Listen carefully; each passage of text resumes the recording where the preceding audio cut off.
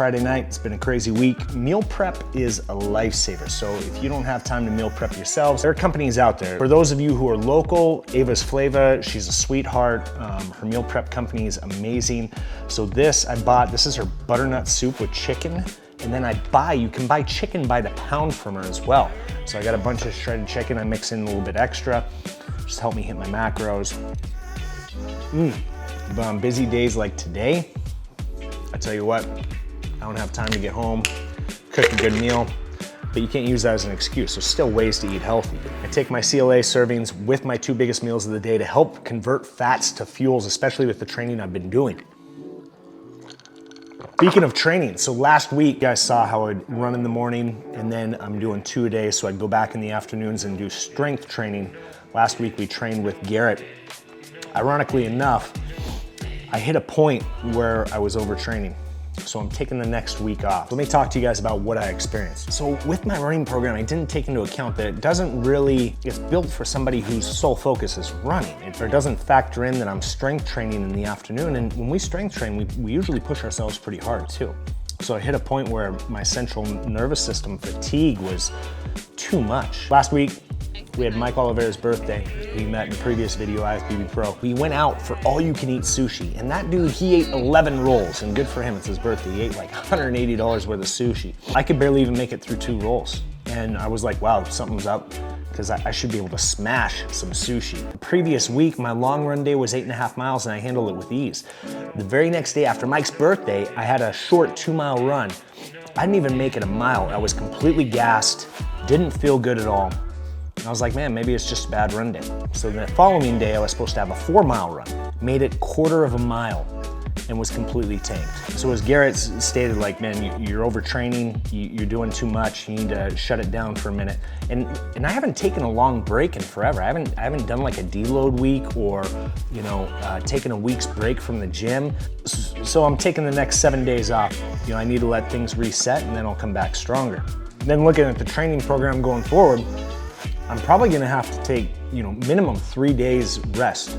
You gotta listen to your body and adjust the plan.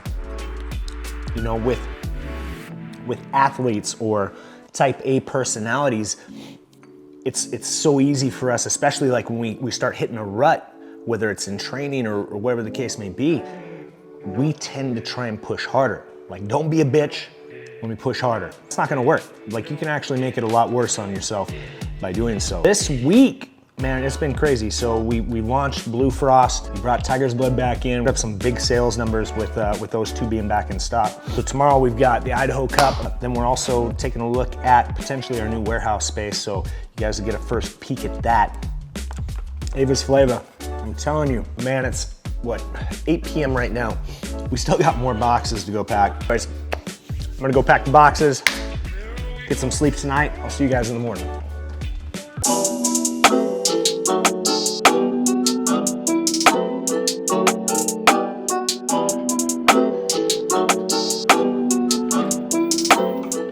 So this is gonna be potentially the new spot. So taking a look at, you walk in here, huge conference room. So we can make this kind of like the retail front, have product out here for sale. We've got office space. Didn't see a shower. That's kind of disappointing, so I won't be able to do my midday run. Got a little break area, kitchen/storage area, more office space. Dude, we've got more room in here than really we need. Now, right now they use this as like a projector room where they do even simunition. It's more VR type tactical training, but this is another huge office area. I think we'd make this the media room. We'll throw up backdrops. We'll have podcast area as well. Going back into the warehouse, love that they have the barn sliding door. Warehouse itself, plenty of room over here. This is where we're gonna set up, this is where we would set up pallet racks, have all of our products over here. probably ship station right up here against the wall. Now, as you can see over here, he actually has a built-in shoot house. This is amazing. So the built-in shoot house, you can actually, again, they teach you tactical entering, room clearing, things of that nature, but all of this is gonna be ripped out. You rip out the room clearing area, we got room for a gym. So on the backside, we got 2 entrance doors, 2 roll-up doors, which is gonna be perfect for bringing in inventory, shipping stuff out. So looking at scaling outwards, but we've got room to go up too, which is perfect. There's one other conference room, but they're currently using it, so I won't be able to show you guys that, but in fact, that could potentially be the podcast room. I don't even, like, look at the size of this room. I don't even know what the hell we're gonna do with this. We're definitely running out of room. So stepping into something like this is a huge upgrade, but it allows us to continue to scale, to grow, and to grow into it. We can go hit up the Idaho Cup, check out and see what the competitors over there are doing. So it'll be interesting to see how this all pans out. But I've listened to other companies who started out small and grew big, and one of the things that they said was they wished they would have went with a bigger space initially, forced themselves to grow into it. Initially, we were only looking for like 2,000, 2,500 square feet, which is significantly less. This is gonna strap us in the meantime to take on this much space, but I think it's something that we'll be able to rebound and be able to make up rather quickly. We still have one other space we're gonna be looking at. We'll see how it pans out, but it's time to grow. It's time to take this thing to the next level. So we're choosing one of them for sure.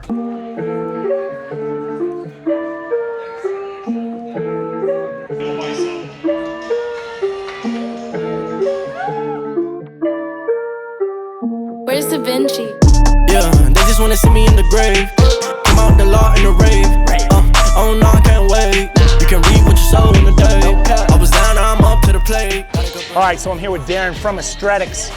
Best weight belts in the game, and I'm gonna tell you, he's about to revolutionize the industry with some new hotness that's gonna change up the weightlifting belt game. What's up guys, Darren Conroy here. I'm the owner and founder of Aesthreadics. We've been going 7 years strong now. We do custom weightlifting belts. You can literally design anything you want under the sun. We'll have it ready in about 7 to 10 days. We're out of Boise, Idaho. You can find us at aesthreadics.com. You can go on, you can actually design your belt on the website, literally do anything you want.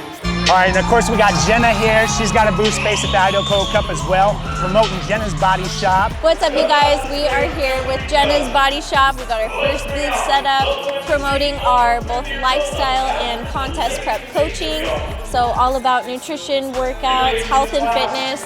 Also repping some swag. We've got some hoodies, shirts, sports bras.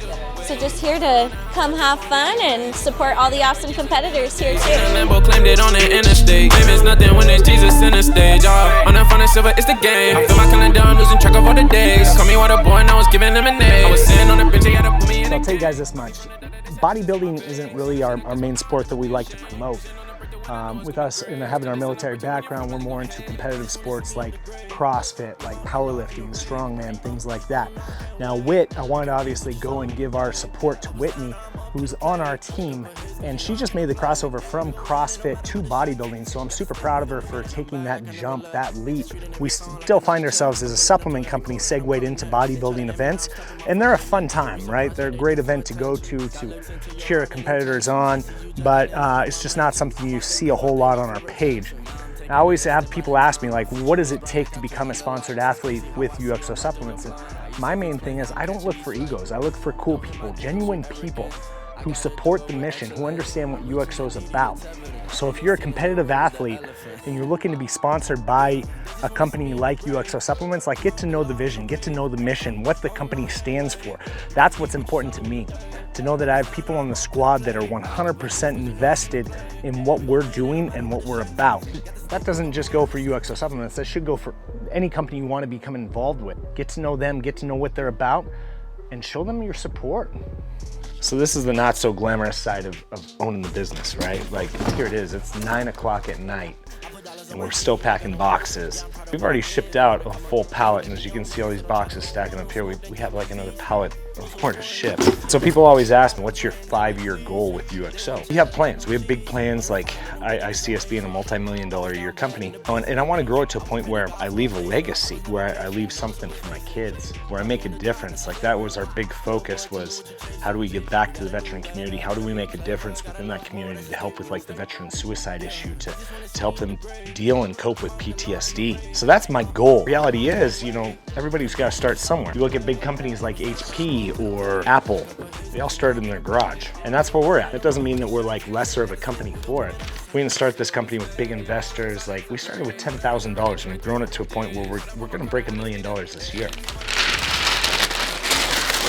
And it's crazy, before I made everything digital, I had this little whiteboard that I would set all the goals up, and it's still up in my office right now. Last time I updated it was, I think, June of 2020. And my goal at that time on the board, it said, do $10,000 in a month. So it's great to see that, like, man, we've come a long way. So when people ask me though, what's your 5-year plan? For me, what's the most important is sequencing. Like, what's the next step?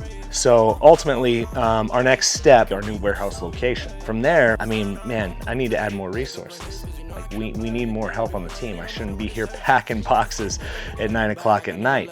But this is what we do to take care of our customers right now. And the reason I say that, like, yeah, we've been around for quite some time, but I didn't jump into UXO full time until, what? I mean, it was a little over a year ago. And I wish I would have done it a lot sooner, because it wasn't until I focused 100% of my time on the company that things started to take off. And you know what? I get it, man. People are all about big name companies like Ghost Lifestyle, fitting in, and you know, and that's something you got to identify with the company you're buying from. You have to believe in their mission, right?